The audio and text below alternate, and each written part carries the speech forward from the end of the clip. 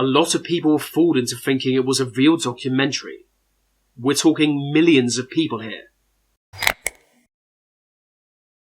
In 1999, a new kind of film was released. It was a horror, but presented as a real-life documentary. In the film, a group of students go into the forest to investigate an urban legend. They were film students and were recording their every move. The legend in question was called the Blair Witch, which apparently was a sort of demon that lived in a forest in the middle of, I believe, New England. Being a horror, they each disappear one by one, all the while lost in the woods. Unable to find their way out, they just keep disappearing until there are none left. It wasn't a great film, but considering it was their first film they ever made, it's a good attempt. So the interesting part of this story is not the film itself, it's how they sold it. To promote the movie, they pretended it was genuinely real, that it was found footage that somebody discovered in the woods, that the actors seen on screen were real and they actually disappeared in real life. Now, to sell such a lie is very difficult. What they did was make the actors agree not to do any interviews, and not to appear in any other TV shows or films for quite some time. One thing the film has going for it is that it does seem very amateurish, as if it was filmed by students. And that was a deliberate decision. They didn't even write a script for the film. They hired some local actors who were amateurs but had some improv experience. They didn't give them any lines, they just gave them a basic backstory and sent them into the woods. So they knew the story and what they had to do, and were sent into the woods for about a week, and it was all up to them. It only cost about $30,000 to film the entire film, which again made it seem amateurish and therefore more realistic. Even the camera quality wasn't great. So for people to believe this is real is not as far-fetched as it might initially seem. They also made use of the internet. At the time, the internet was relatively new. People didn't really understand it, and it was unclear which news sources on the internet were real and which were not. So one of the things they did was go to the actors' IMDb pages and change their status to missing, presumed dead. They also built websites that detailed the disappearance, and they paid other websites to write stories about it also. Another website was built detailing the Blair Witch legend, which, to be clear, was a legend they invented for this film. But they made it seem as if it's a real urban legend going back centuries. On the website they had reports going back to the 1700s, and they paid other actors to claim to encounter it and things like that. They actually even produced an entire documentary about the Blair Witch background. That one aired on television. Its entire purpose was to promote the film, making people scared of the actual legend behind it. It's an interesting idea to actually create an urban legend from scratch. And in this case it paid off.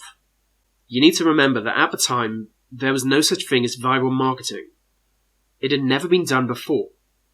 Most people had never even conceived of it, including most film companies. So they essentially invented it with the Blair Witch Project. Quite an astounding achievement when you consider they were all basically students who had never made a film before. This generated enough buzz for a movie distributor to pick up the film. They paid about $1 million for it. In the lead up to the actual release, missing person posters were posted across the US, actually making people believe these people were missing. So it went beyond the internet. This was real life as well. The combination of these real life stunts with the internet lore and the television documentary about the Blair Witch, well, if I was young at the time, I would have believed it.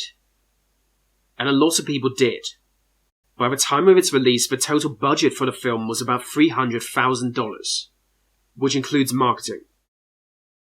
But in its first weekend alone, it made about $30 million. Not bad. And from there the sales only rose.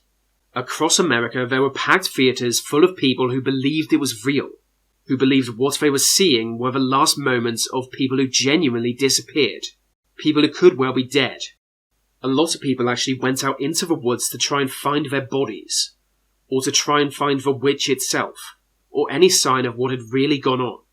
It really became a global sensation, with untold millions believing it was real, untold millions going to see it, paying to see it, talking about it.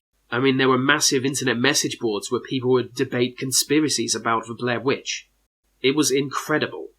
All in all, the film made about $250 million, which puts it among the most ever made, especially for a low-budget horror. For quite a while after its release, people were convinced it was still real. Or at least they debated if it was real or if it was fake, with some people on either side being very passionate about it. Some people basically dedicated years of their lives to trying to find the Blair Witch. Those people are called idiots. In time, people of course realized it was a marketing stunt, but it's hard to be disappointed just because of how impressive it is. I mean, for a group of young students to pull this off is amazing. And like I say, they basically invented viral marketing. A number of sequels were made, but nobody went to see them because by then it had already been played out. People knew the Blair Witch was not real, which was the only reason for actually going to see it because, like I say, the film wasn't even that good. It kind of sucked. It's good for a first film, but it sucked. So the sequels failed. They might have made a bit of money, but not what they were hoping. But still, it became a very successful franchise, which is impressive. In time, the actors who featured in it ended up on other shows and films, but they never achieved anything major. Some were on some big television shows, but only briefly.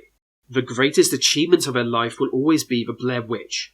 But remember, the film only cost about $30,000 to produce, and it seems to have made its filmmakers quite wealthy. All of this could not be done today, or at least not in the same way, because the internet we're used to it. It's not new. In those days it was an uncharted territory, like the Wild West. This had never been done before. Now there have been some subsequent films that tried to come across as real also. The most noteworthy would be Paranormal Activity, which again is a found footage film. And of course, I'm sure it was inspired by this. The budget for that film was actually smaller, and it made more money. And the sequels were successful also. So in many ways, the Blair Witch paved the way for that. In a lot of ways, it paved the way for all found footage films. I know it wasn't the original found footage film, there were others, but this one took it to a new level, and it changed the industry. Especially horror.